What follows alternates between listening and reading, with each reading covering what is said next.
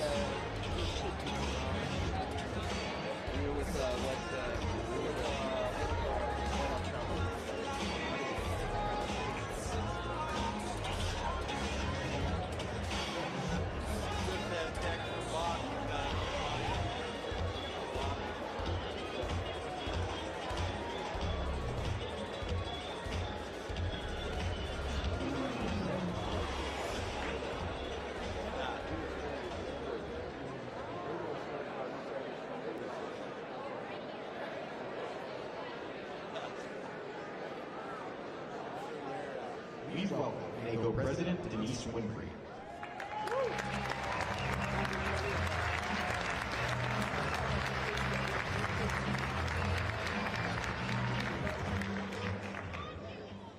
They told me they weren't going to play my music again, but I see they did. So then I'm going to say a few words about that. You may wonder why that's my theme song. Obviously because Aretha's the queen of soul and I want to pay that respect. But the other piece of that is about, all right. And the other piece of that is just about respect. If you think about the song, R-E-S-P-E-C-T. That is about us as county officials talking to each other, treating each other with respect. We don't have to all agree.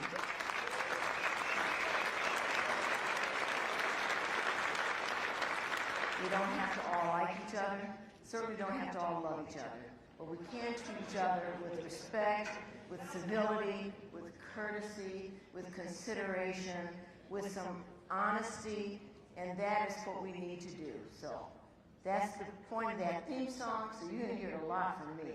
R-E-S-P-E-C-T. Hey, find out what it means to me.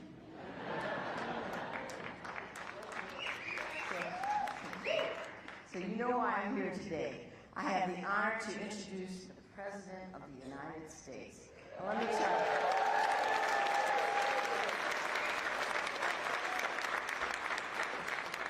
And if you think I'm excited, my parents, who are long gone, are flipping and kicking their heels up above because they are looking down and know that their little girl is here on the stage with the President of the United States. So I am excited.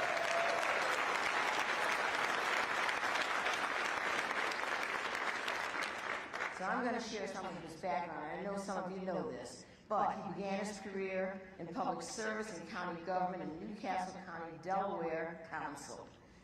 And when I was talking backstage, he said, hey, I'm a county guy. And he still is. He's one of us.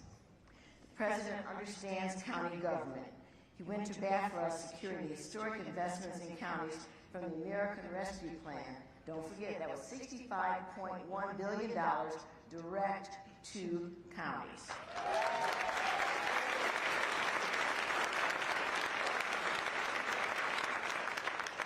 That's on top of the earlier COVID relief packages. He's also with us every step of the way with bipartisan infrastructure law. You got old roads, bridges, all kinds of things that need fixing. That's going to help you do that. Additionally, county leaders share his goal to connect every single American to reliable, affordable, high-speed internet.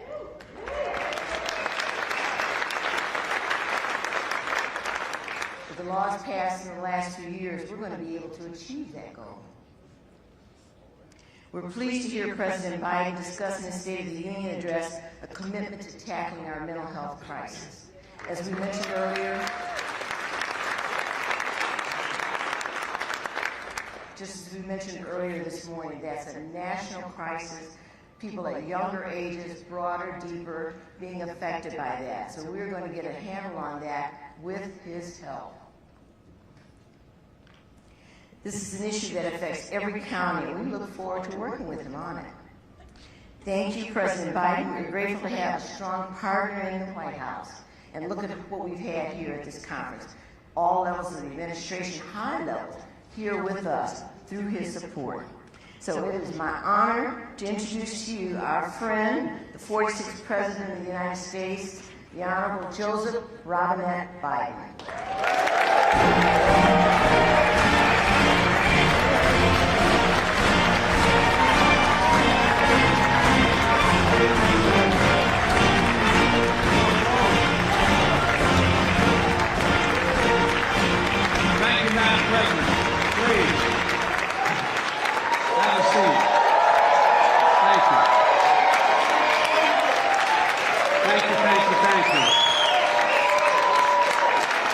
Thank you. Denise, thanks for your leadership in this organization. You're right. I'm a county guy. You know, one of the things for real is that one of the things you learn when you start off, and I had the great honor of being a county council person in Newcastle County. We're like the Minnesota, Illinois. We have one county has about 60% of the state's population. So a county commissioner or county council person has a district that's, I think, 7 times larger than a state rep and 3 times bigger than a state senator. What I learned early on, if you're in the county, you got to go through someone else to get help. You got to go to the governor, you got to go to the state legislature, you got to go to the state senators, and guess what? I stopped that. No kidding. Because I'm telling you, you know, one of the things that we expect people to do is we think that people are like us, very familiar with all the detail of, is this working? Very familiar with all the detail of how government works. They don't know whether there's a pothole in their front and their side street, whether it's a county, a state, they don't know who's responsible. And they come to the county all the time. At least that's was my experience in Newcastle County. And when you don't have the same funding that you have for these other programs, you find that you know, it's just hard. And one of the things that I found out early on was we always did better when there was direct funding for the things that related to the county. I think it's one of the hardest jobs. No, I really mean it. I'm not being solicitous. I think it's one of the hardest jobs in politics. How many of you knocked on a door and say, my name's so-and-so, I'm running for county commissioner, and look at you go, oh,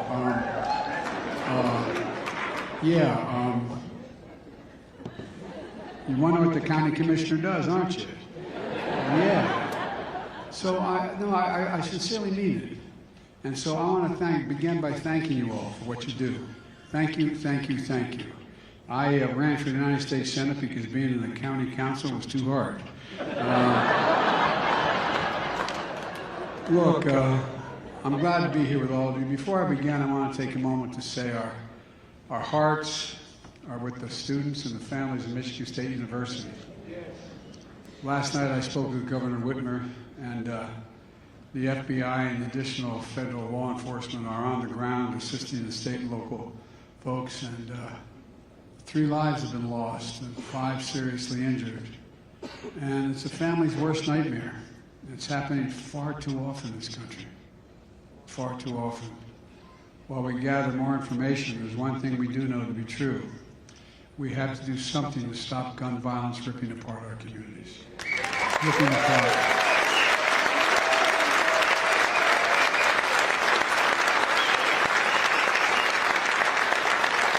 And today marks 5 years to the day that 14 students and 3 educators lost their lives in Parkland, Florida. I met every one of those families, spent time with them all. And a lot of you here have to confront violence in your communities every single day. We took a big step toward passing the most significant bipartisan gun legislation in 30 years, ghost guns and other things, background checks, but there's a lot more work to do. And I'm committed to getting it done with all of you. Some of you know that, and I'm going to say something that's always controversial, but there is no rationale for assault weapons and magazines that hold 50, 70 bullets.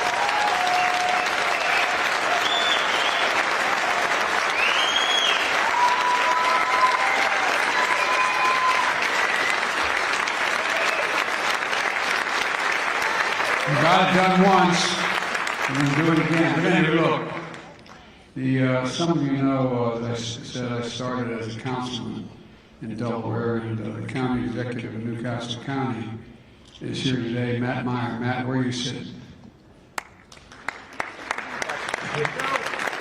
Matt's hiding because, you know, I'm a kid, Matt. Good to see you, pal. And Matt knows what I'm talking about.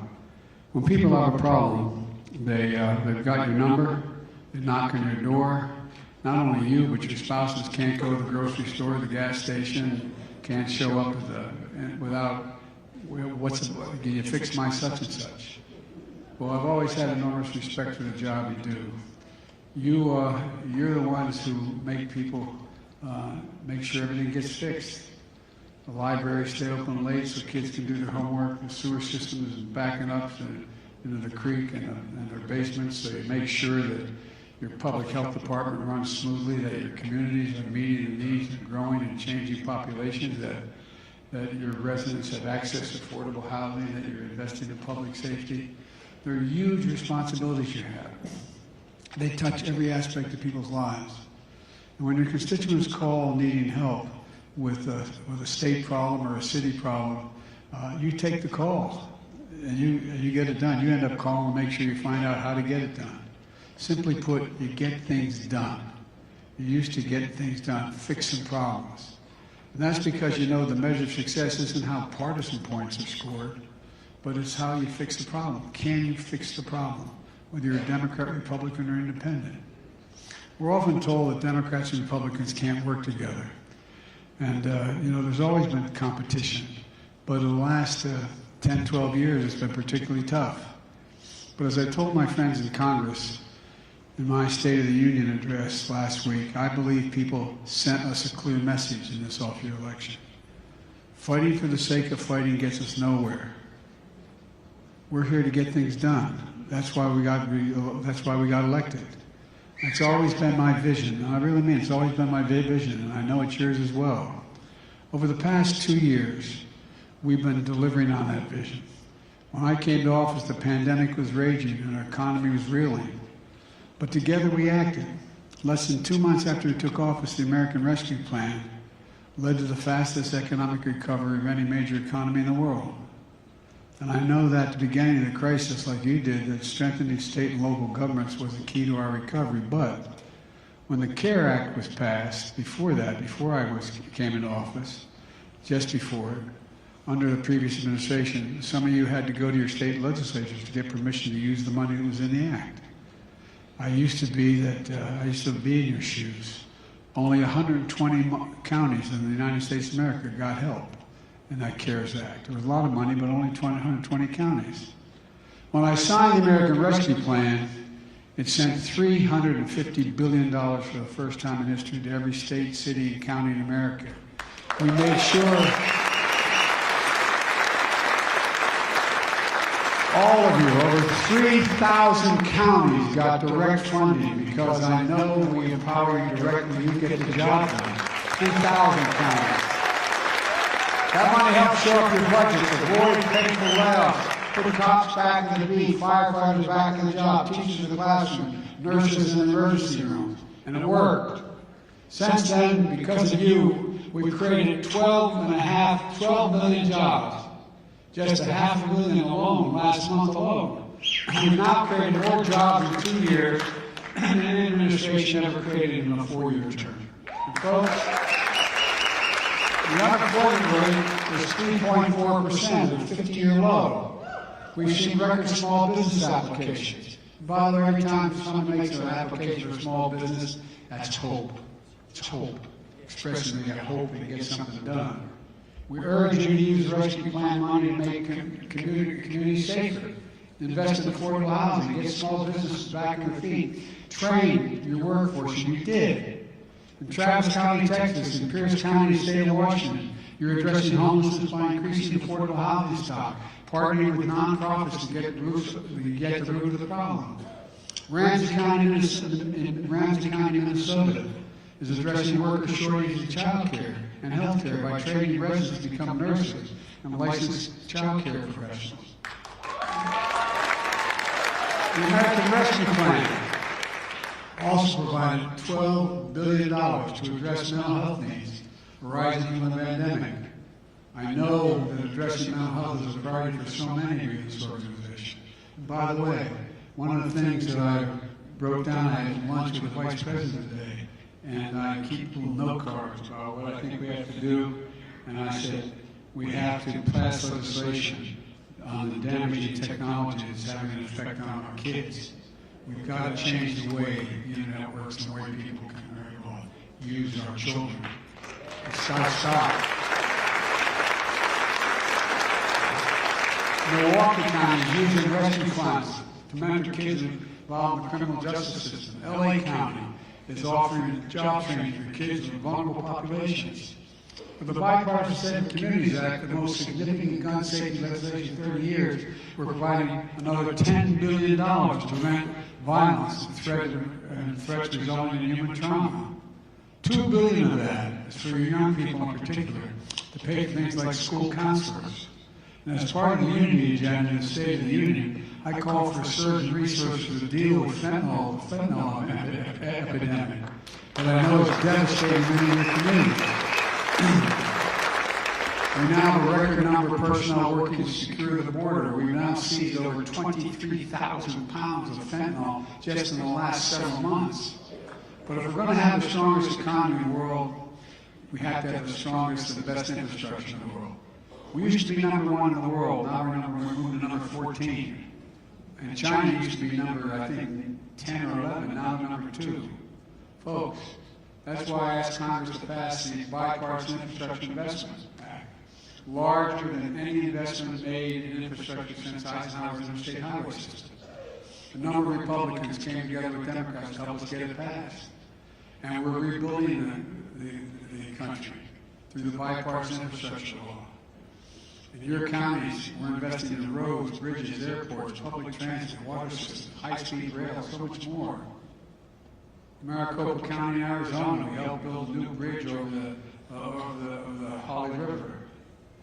Look, in Warsaw, or it should be Washoe County in Nevada, we're spending $89 billion to add several lanes to the US 395. In Maryland, Montgomery County, Prince George's County, replacing 30 diesel buses, which are bad for the health and the environment. With the leadership of Vice President Harris, we're partnering with you to deliver affordable high-speed internet to every single household, so no parent has to sit in the McDonald's parking lot, for God's sake, so that children can connect to the internet in their home.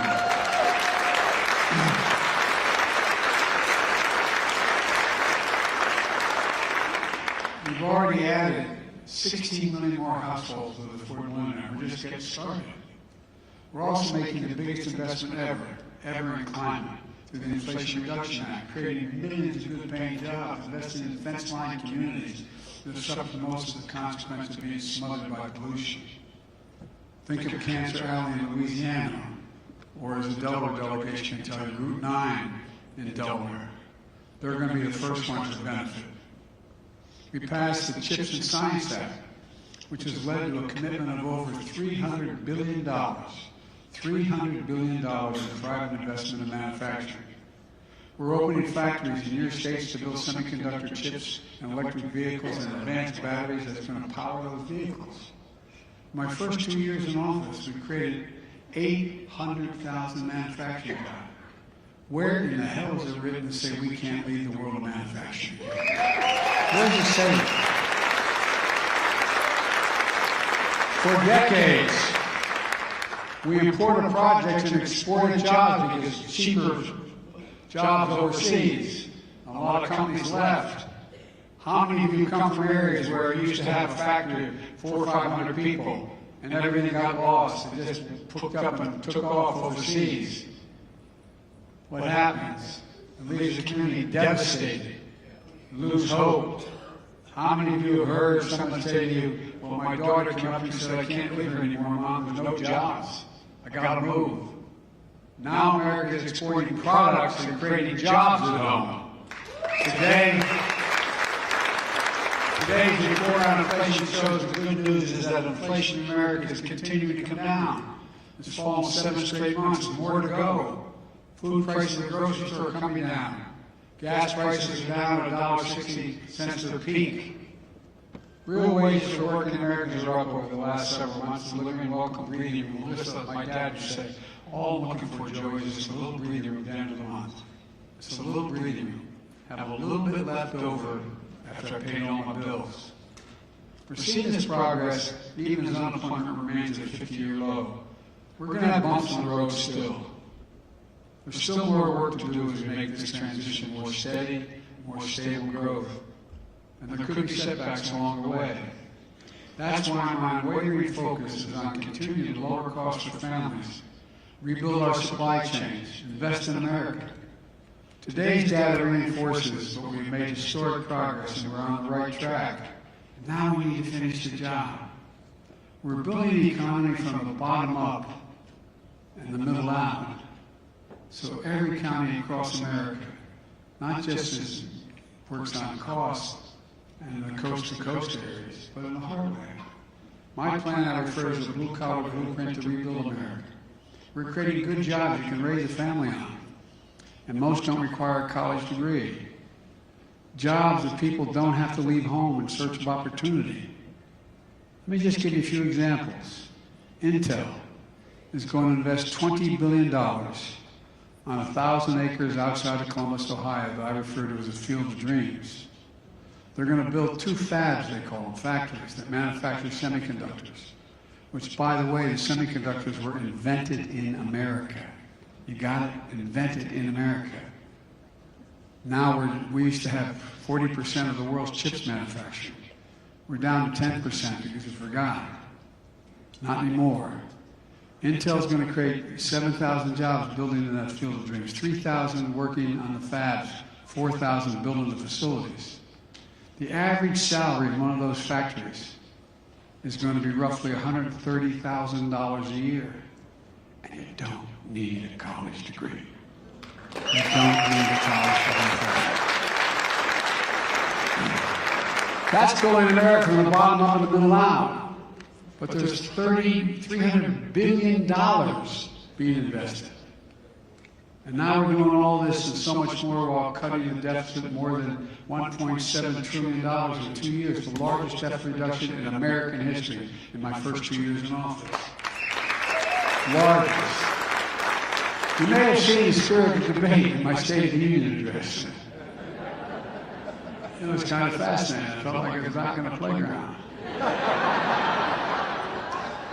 Some of my Republican friends in Congress, not all of them, but some of them, have been threatening to hold your economy hostage if we don't cut Medicare and Social Security.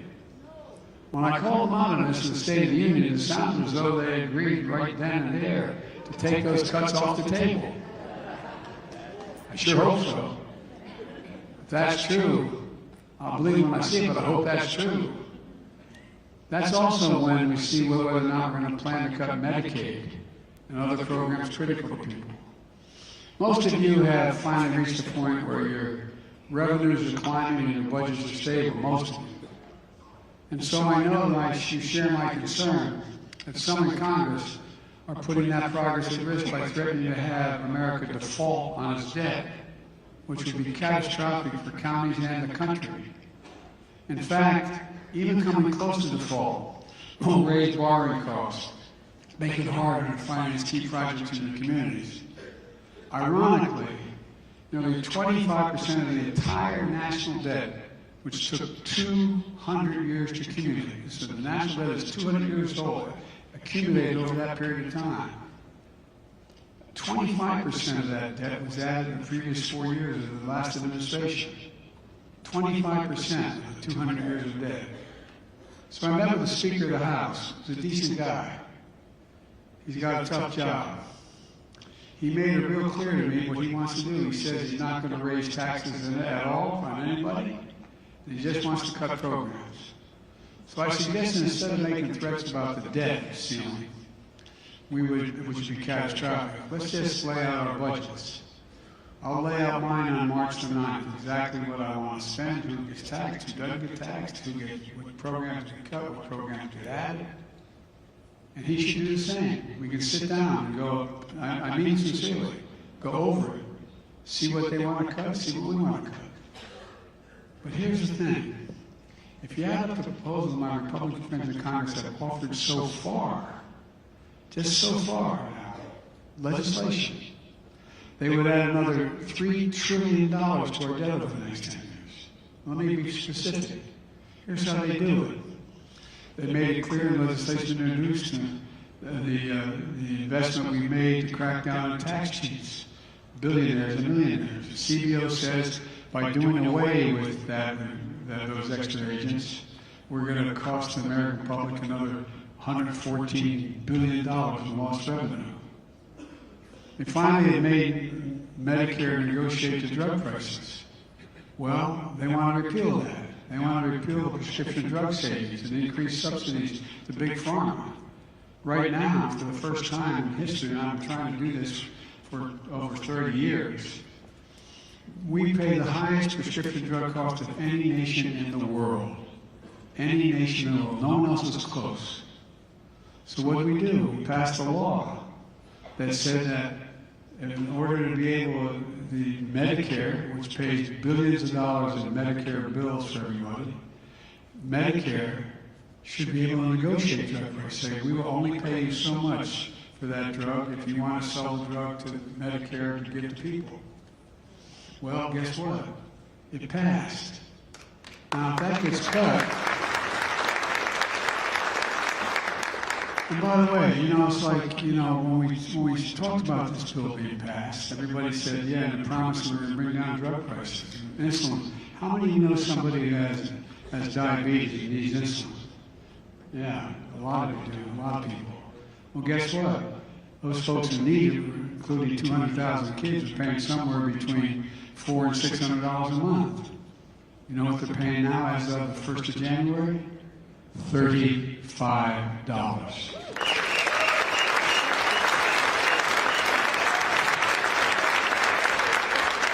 And we're not cheating anybody. You know how much it costs to make that drug? $10. Package is another $2. It was invented over 100 years ago. The man who invented it didn't even want to put a patent on it because he wanted to make it available to everybody. Well, guess what? It's coming down. Guess what's going to happen? This year, the total amount of cost of the drugs you have to pay for that you need is now $3,800. Next year will be $2,000. You say, what difference does that make, Joe? Who has those kind of bills? Anybody like my family know how much cancer drugs cost? $10,000, $12,000, $14,000 a year. Nobody on Medicare will have to pay more than $2,000 a year for all the drugs they consume. Nobody.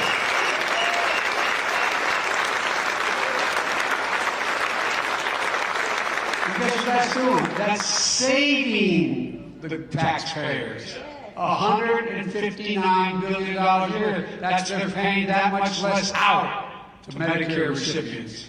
Well, folks, you take that away and raise the deficit $159 billion. We pass a law to make sure corporations pay at least 15% tax. Now, I come from the corporate capital of the world, Delaware. No, I'm not joking. More corporations are incorporated in Delaware than every other state in America combined. The idea, for example, one of the reasons I was able to cut the deficit as I was able to do and have these programs available was simple. We said the 55 corporations of the Fortune 500 who made $40 billion in 2020 had to pay at least a 15% tax. That's less than a nurse pays, a police officer, a street cleaner. Well, guess what? It allowed us to pay for all this. 15%. And like I said, if you're a cop, you're paying 10% more than that.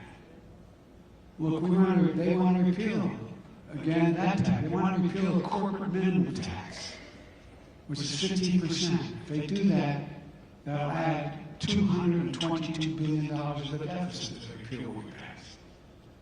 They want to repeal the 1% surcharge for stock buybacks. Let me explain. I didn't know years ago what a stock buyback was. Well, it's a simple proposition.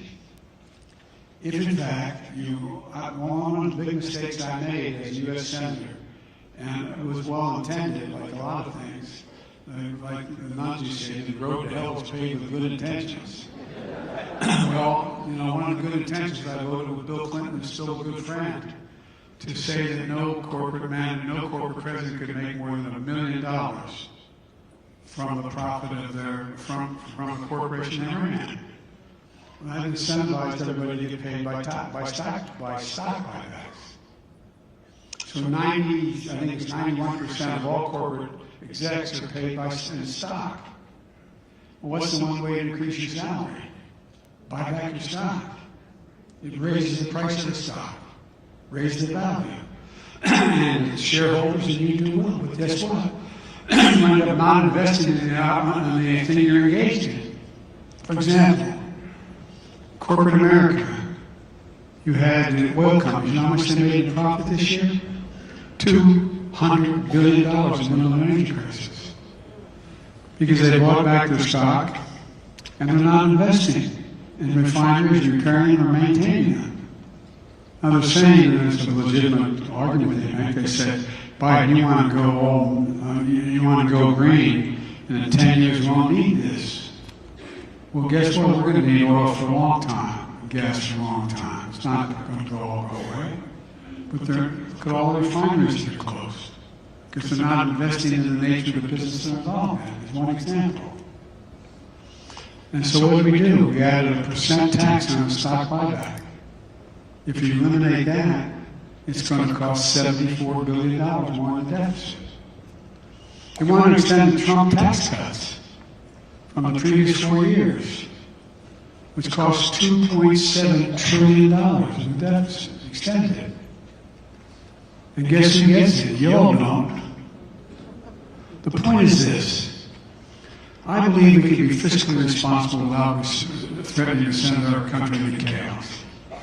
I believe because we've been doing it. When I introduce the budget a few weeks from now, maybe I guess March 9th, we're going to see we'll cut the deficit by another $2 trillion in the next 10 years. And I'll lay it out in detail.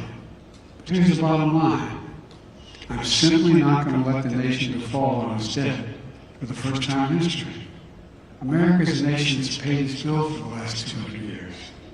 And over the past 2 years, we passed historic amounts of significant legislation that actually grow the economy, increase jobs, increase access to health care, reduce the cost of prescription drugs.